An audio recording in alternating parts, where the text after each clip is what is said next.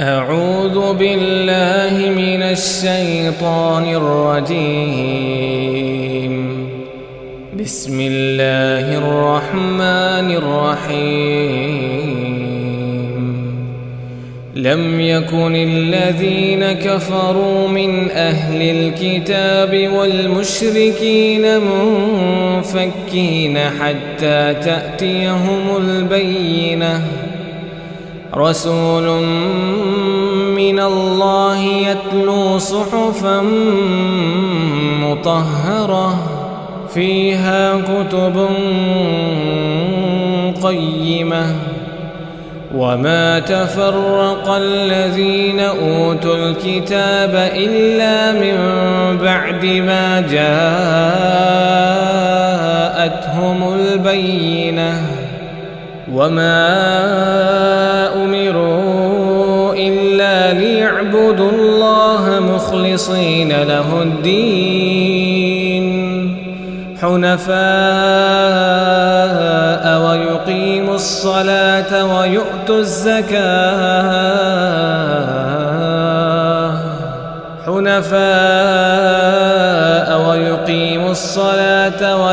الزكاة وذلك دين القيمة। जो लोग काफिर हैं यानी अहले किताब और मुशरिक वो कुफ्र से बाज रहने वाले न थे यहां तक कि उनके पास खुली दलील आ जाए यानी अल्लाह का एक पैगंबर जो पाक और आप पढ़कर सुनाता है जिनमें मुस्तहकम आयतें लिखी हुई हैं और अहले किताब जो फिरकों में बटे हैं तो दलील वाज़ेह के आने के बाद ही बटे हैं। हालांकि उनको हुक्म तो यही हुआ था कि अल्लाह की इबादत करें, इताअत को उसी के लिए खालिस करते हुए यकसू होकर और नमाज कायम करें और ज़कात दें और यही मजबूत उसूलों वाला दीन है।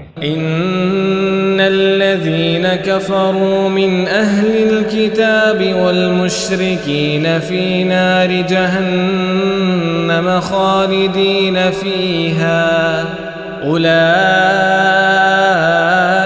हुम शर्रुल बरिय्यह इन्नल्लज़ीन आमनू वअमिलुस सालिहाति उलाइका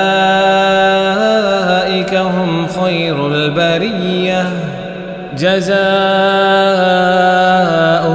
इन्द रब्बिहिम जन्नातु अदनिन तजरी मिन तहतिहल अन्हार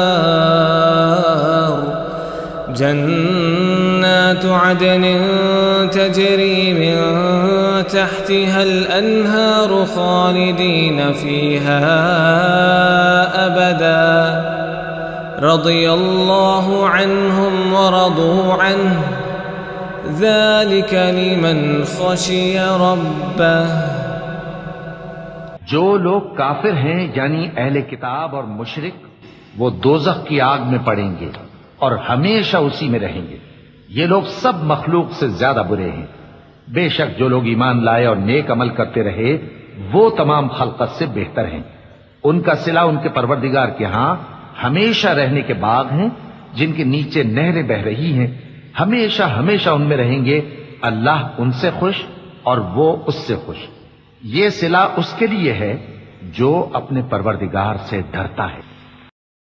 सब्सक्राइब कीजिए हमारे चैनल और दबाइए बेल का आइकन ताकि आपको रेगुलर नोटिफिकेशन अपडेट्स मिल सके।